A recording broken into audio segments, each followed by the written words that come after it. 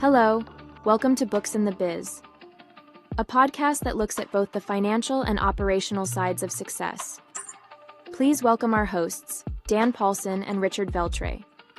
Dan is the CEO of Envision Development International, and he works with leaders to increase sales and profits through great cultures with solid operations. Rich is CEO of the Veltre Group and a financial strategist working with companies to manage their money more effectively. Now on to the podcast.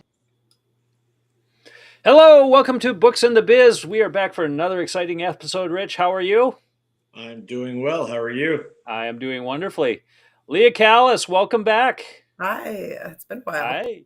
So Leah is from Great Lakes Skilled Trades, and we, of course, belong to a similar trade association for construction.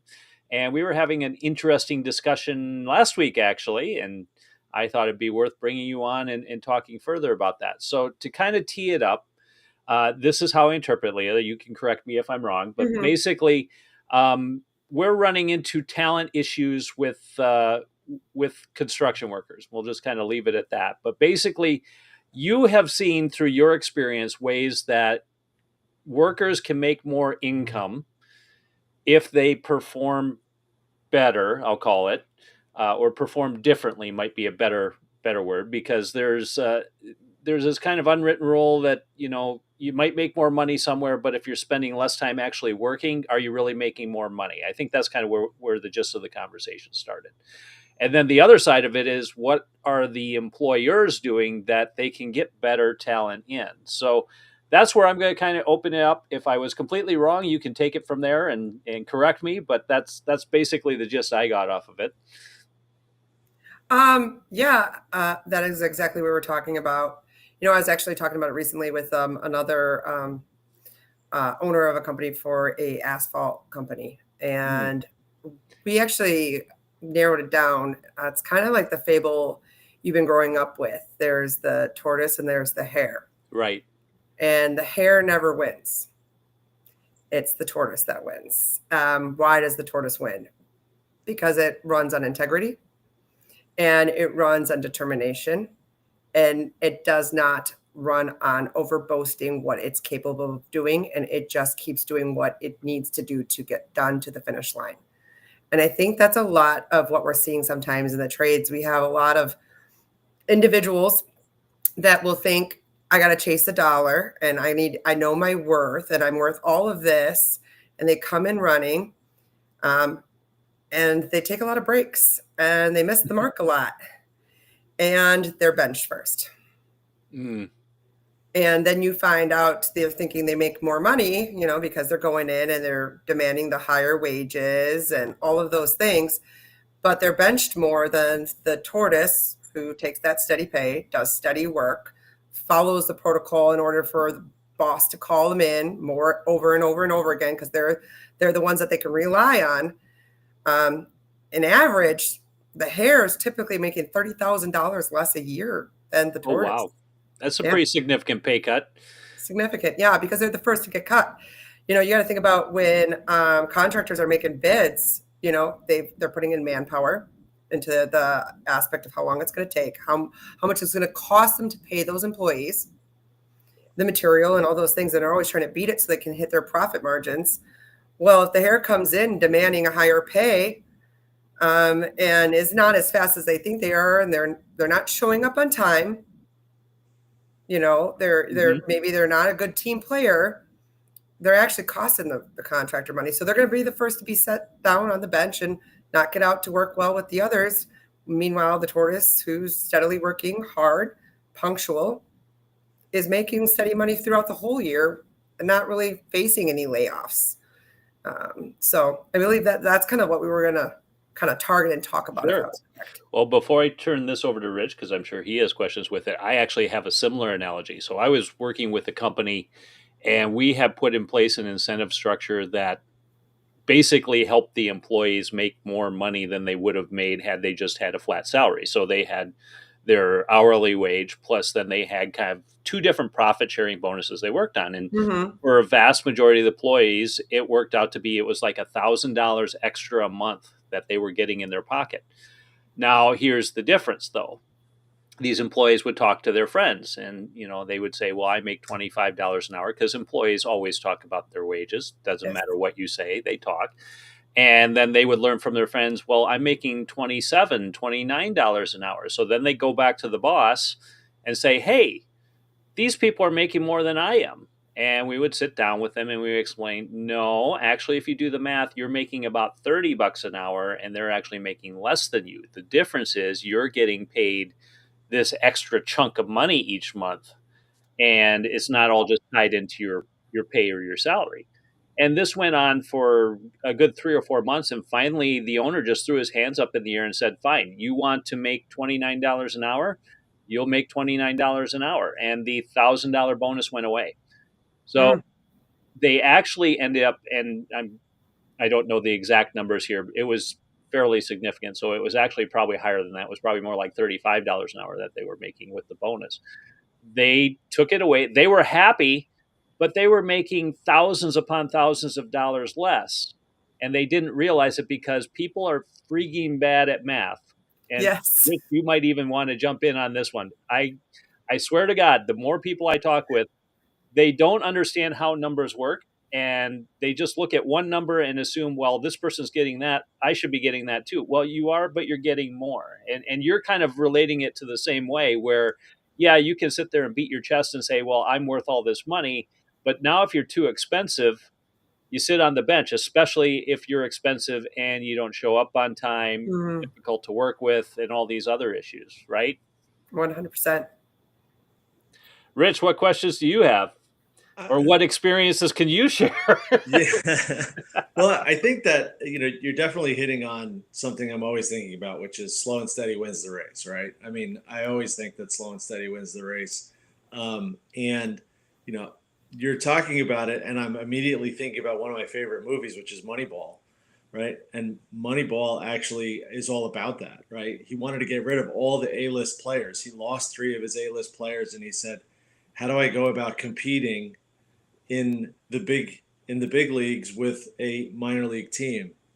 And he was able to figure out exactly what we're talking about, that you get into the numbers, you don't get into the flashy player that gets all the money and he's sitting out in the outfield, and meanwhile you've got a guy who's got no name and people can't even necessarily pronounce his name, but he's probably your best player because he gets on base and he gets runs. And that's how they turned around and basically tried to win the pennant with 1/3 of the payroll that the Yankees were playing, and they beat the Yankees. So, if you go and you watch that movie, I get credit for putting it out there. But, if you go watch that movie, it's what it's all about. You get down into, you want your best players, and they don't necessarily have to cost you mega millions to do a better job. Yeah, I always tell employees or people I'm looking to hire on, don't chase the dollar, chase the trade.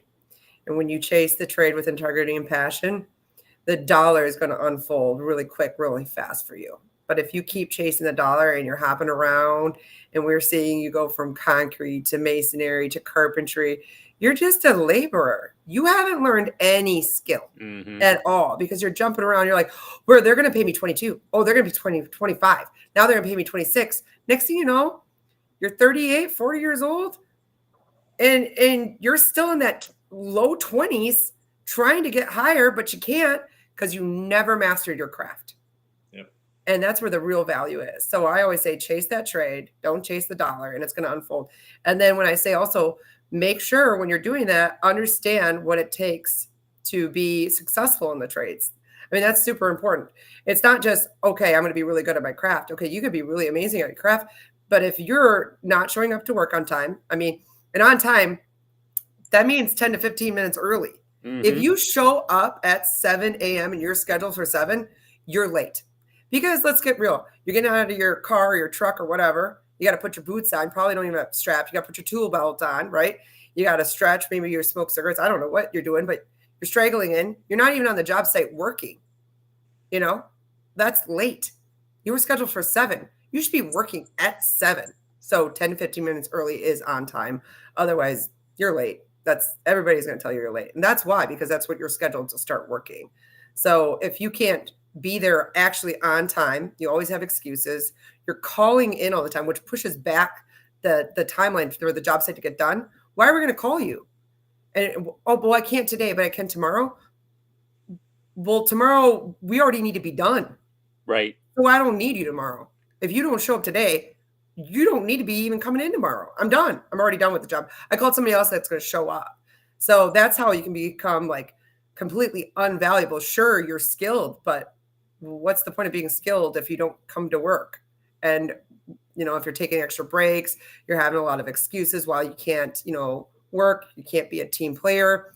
You're too arrogant to take any constructive criticism to become better. You're really not as valuable as you think then. I mean, it's more than just even that slow and steady wins the race. It's also just making sure you understand what it takes to be successful actually in the trades. So it's a constant struggle. I feel like today's society, we look at our school systems and things that they don't drill in that work ethic is super important when it really is. I think one of the things too, I always hear work, live, life balance. And I always say, how about this? Work gives you balance. Yes. Discipline gives you balance. It just does. Yeah. People are depressed more often than not if they don't find pride in their work ethic. I mean, I think about people that can go home at the end of the day and say, I'm really proud of what I've done. And they're excited to go to work to do it again, as opposed to people that struggle to keep a job. They tend to have higher levels of depression. I mean, it's literally connected. We are not supposed to just be on vacation 24/7. Our work gives us purpose. It gives us drive. It motivates us. So I say, instead of work, live, life balance, let's talk about how work gives you balance. And that you can find that pride in yourself because you woke up, you created something amazing to be proud of, and other people get to enjoy, especially in the trades. I mean, I can't tell you how many times I drive past job sites and even I feel pride in it. I'm like, yeah, I helped with that. They were behind on deadlines. We got it done in time. That's awesome. I just love, like, I was actually in Green Bay recently, and I remember I was part of the Berkshire Apartments, and I just drove past it to get some gas, and I saw it. I had to stop by. I had to drive past it because it was like one of my first job sites that I put people on, and I was like, yeah, I want to see it. Like, look at that. I was a part of that. Well, I think a lot of people don't realize it's not just true for construction, it's true for manufacturing, it's true for medical and everything else. You build a reputation, and it's a relatively small community when you are turning in these, different industrial silos, I'll call them, because, for example, you work across the state of Wisconsin. Rich, you're in New Jersey. You have the same things out there. Everyone gets to know the people working in that industry. And if they know that you're going to be late, if they know that you're going to be, not doing a good job, or you do a job on your time and it affects everybody else in the workplace, because that's the other thing. Construction is a team effort. It takes everyone from the project manager all the way down to the guy cleaning up behind everyone else to make sure that those jobs can get done on time and done on budget. And if you're not pulling your weight, your word gets out pretty quickly, and that also leads to you spending a lot of time on the bench where you're not making any money. Yeah, I entirely agree. So beyond what you were talking about, what else should well, let's start with the employer or the employee. We've been talking about the employee. So what else should the employee really do to make sure that they're going to be a good fit, or they're going to be on that A list so that they're always working and they're always making money? I mean, I mentioned the punctuality thing. I think that's huge. Foremans and superintendents, that's their biggest pet peeve, being on time. I think you just have to be on time. And that's that 10 to 15 minutes early. Show up with your tools and your proper PPE. If you don't show up with the equipment you need to do your job, why did you even come? Did you imagine a DJ showing up to do a live performance and not having any of its equipment. Yep. Like, what are we going to be dancing to? Nothing? Air? So why don't they show up with their proper stuff? Are they just assuming that the owner's going to provide it for them, or going to have stuff sitting there waiting for them? I don't know what it is. I honestly, and with what we do, we confirm everything. We verbally talk to them. Hey, this is what you need. A long list. Do you have this? Do you have that? Okay. Some things we can provide, right? Okay. We can't provide your boots, but we can get you a hard hat, right? So we need to know those things. We have those conversations. Then we say, now we're going to send you a really long text message talking about everything we just said. And then a second text with the address. And we expect you to be there. And then they show up. I've had them show up in shorts, in tennis shoes. And I'm like, what job site can you walk onto in that? I don't know. I think for the us, village people. So you have to have all that on. Seems to me the construction worker and the village people, he was wearing shorts. So that might pass. Yeah, maybe that's what it was. I don't know. But it's like, if you don't show up proper for your job, go home. And I have people like, oh, my boots are so, this is part of the uniform. A doctor, has his scrubs and his white coat, right? A police officer has his uniform. You don't see a police officer in, joggers or pants below their waist and some ripped up shirt, do you? No, because that's not their uniform for their job. What you wear on your own time is one thing, but when you are at a job, you need to dress the part. And I'm like, I don't know how many times I have to even say, like, have your pants pulled above your waist. That would be nice, because nobody wants to see all that stuff. Joggers aren't work pants. Blue jeans or like some serious, thick, like, Carhartt pants, those are work pants. Your joggers, your studded, ripped up jeans that have all these crazy patches that you think are really fun, that are so tight, then they're lifted and barely lifted above your waist. Those are not work pants. They're not. Those are you're not working pants. So if you show up in those, I'm going to send you home. With reason, because we talked about what actual work pants is. So those are part of the things you need in order to be successful in the trades. Look the part, be ready to go to work in your proper uniform, have your tools, have your PPE, show up on time, and then be ready to work. Yep. Stay off your phone. It's a hazard. I once had a guy actually fall off a scaffolding because he was texting. Oh, God. Yeah, there comes a point where, you as the worker have to be serious. So I had outside of the trades, I used to do some work for an electrician, and he said it was really weird. All the guys would come in at 7:00, but they would never get to the first job site till like 8:00. And he was trying to figure out, why aren't the guys getting to the, we had our meeting at 7:00. Everybody was given their assignments, or at least the start of it. Then all of a sudden the trucks would leave and no one would show up at the job site till almost an hour later. So he finally decided and figured out that all the trucks were leaving after their briefing, right? And they would all go to the 7-Eleven, get coffee and breakfast, and on the nickel with the company truck. So he sent somebody down there, was sitting at the 7-Eleven, and all of a sudden here comes all the trucks, and they're all coming in to get their breakfast. So knowing that is what the owner did for his own company, what would you do in the trades? Like, what would you suggest that the employers do in the trades to show people that, hey, guess what? There's a consequence. That's what the bench is. That's literally what it is. That's that stay off the bench thing. That's what we're talking about. Like, how to actually stay off the bench. You have to hold yourself accountable. That's part of it too. Are you able to hold yourself accountable when an employer is telling you, hey, this is why you keep ending up on the bench? Don't be like, I don't do that. I never do that. Take accountability, because people aren't just making this stuff up. It doesn't define you. You can fix it. You can fix anything, right? It doesn't, until almost anything. Yeah, you mentioned it. You tapped into it about the everybody talks, even more in the trades. Gossip is insane. You can get blacklisted real quick. We don't make HR phone calls for reference checks. We avoid HR reference checks. We do off the record what really happened. Tell me the truth. Yep. What am I getting into if I hire this employee reference checks? Just by mentioning the name sometimes, the look on that foreman's face will tell you more than you need to know. Sometimes we'll try to do a proper reference check and you'll just get an email back and it will be NO capital letters, 10 exclamation marks. And you just know that's a hard pass and they're not going to say it on paper. So you call them and you go, okay, tell me what happened. I need to know. That no was defined. So if you think like, oh, I'll just get, I'll go to another one. And I mean, that even, especially too, even in the staffing world, I know that happens. Like you, and they'll try to go through a different staffing company. And then you just like, yeah, I see you're processing.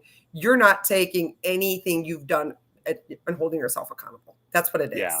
At the end of the day, if you think you can just jump from ship to ship to ship, chasing that dollar, you're going to be the hare. And eventually you're going to find it almost impossible to work for a credible employer. I mean, we all know in this industry, it can just as much with the employees, the employer, the rob from Peter to get to Paul thing. So if you put yourself in a position where you can't even work for a reputable contractor because you dirtied your name everywhere, good luck with that. Because now you're chasing not only the dollar, but you're chasing to actually get paid from that contractor. Yeah. That's rough. Now, here's another question kind of related to the employer side again. Rich asked you about, what else can you do? And you said, it's pretty much the bench is kind of the penalty for not doing your job. But here's another issue I've seen, and maybe this is starting to change now. I have seen time and time again where either a business owner, a foreman, or a supervisor will allow stuff to slide because they need that warm body there to do something. And, it's like, I just remember talking to a business owner once, and he's like, well, if one guy wanted to go to his kid's birthday party. It's 2:00 in the afternoon on a Wednesday. That's usually when people are swinging hammers and building stuff. It's not the ideal time for you to be pulling away. And he's like, well, if I don't let them do that, then no employees want to work for me and I will be out. I won't have any opportunity on jobs because I won't have anybody to work. What do you say to an owner like that? Because I think in the past, from what I've seen, that's also part of the problem, where the owners maybe don't hold that person accountable. Now, behind the scenes or after the fact, they might complain about what they do, but they're not doing their part on the accountability side as well. Are you seeing that, or have you seen that change? So yeah, sometimes you're desperate, but that person won't last long is my experience. Right. Like you're desperate, but then I have these conversations in my office all the time. I'm like, what's the point then though, actually, at the end of the day? Like, why? So we can get maybe one day out of them. And that's a maybe if it's good work ethic. You're not. I'm actually having a recent issue with that, actually, with one of my clients with their job sites. There's a PM that brought back somebody into their workforce directly, and they had issues with them before. And those issues they're happening again. And I just recently placed somebody on their job site specifically for laboring, not to learn to be an apprentice. Okay. They really just need that labor. They need someone to sweep and clean because in that job site particular, it is tight knit. Subcontractors are going to clean up after themselves. That general contractor is going to do zero cleaning and you will be fined if you don't clean up after yourself. It's a very tight contract. So they need this cleaning labor, like they need it. And they've got this one employee they brought back that has caused issues in the past.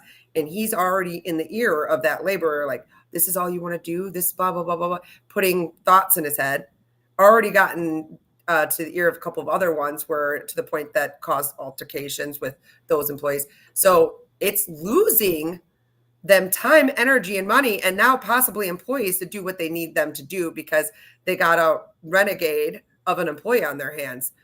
What is the likelihood of that employee sticking around? Exactly. Like, not. Yeah. I mean, if an employee gets that opportunity, You should see that and seize it, because otherwise you are just going to end up back on that bench. I mean, Yep. it will always go back to you will end up a bench warmer. And every time you do that, if you can't do it because it's not in your heart, do it for the money, okay? Right. Something. I mean, Greed is good, right? it pays your bills.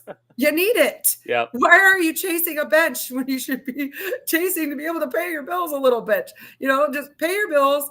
Stop putting yourself on that bench situation. And that's those behaviors. Contractors being desperate. I mean, I believe that's why companies like ours exist. Right. We solve those problems. We Yep. can help you weed out things real quick, real fast. Instead of using that one employee and you're desperate, call someone like us. Yeah, no, that's a good point. Because I think the business owners, they kind of, by doing when they're not reinforcing good behaviors, good habits, they end up where they upset the good workers they have, and those good workers now come to you because they want to be placed somewhere where they're not going to have to deal with the BS, which is kind of funny. Oh, it's funny that you touched on that. That's like legitimately a thing. There is situations where people lose good employees and they say the only reason they're not there is because of that particular bad egg, that they're sick of carrying the weight of of that employee. They're not getting properly reprimanded and they're causing issues on their job site. I mean, if they want to maximize, you do put them on the bench. I mean, that's the answer. I mean, because if the employee is not moldable, they're not going to be able to take constructive criticism so that they can grow as an individual. I mean, I think that's an important characteristic everybody should have, even employers. Everybody should be able to willing to grow. But if you can't take any constructive criticism and you fall apart, then that's on you. You need to be on the bench, because maybe that hurt and that paycheck will make you go, hey, what do I need to do to get off of it? Exactly. I got bills to pay.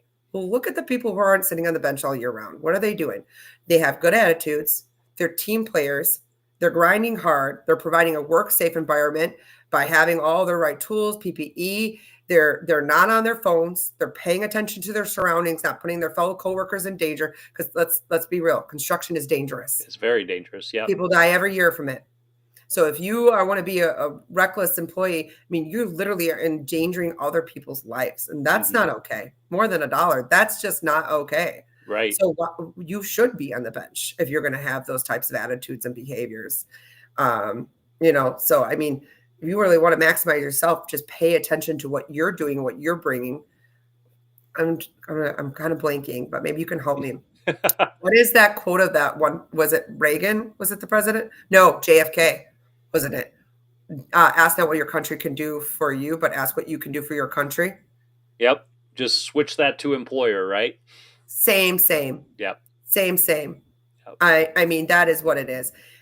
What can you bring to the table? Don't tell me about it. Show me about it. Because the moment you can show somebody what you can do as opposed to tell them, you're going to shut their mouth and you're going to get an applause.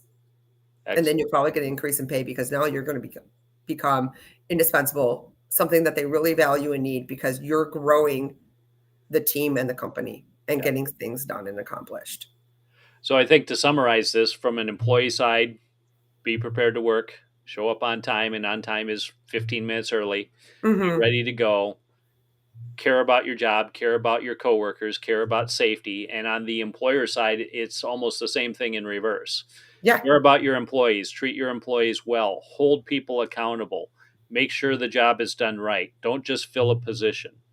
Because that's what I tend to see is somebody can fog a mirror. Great. We'll plug them into that spot because we got a timeline to meet, a deadline, and we've got costs to adhere to. Yeah.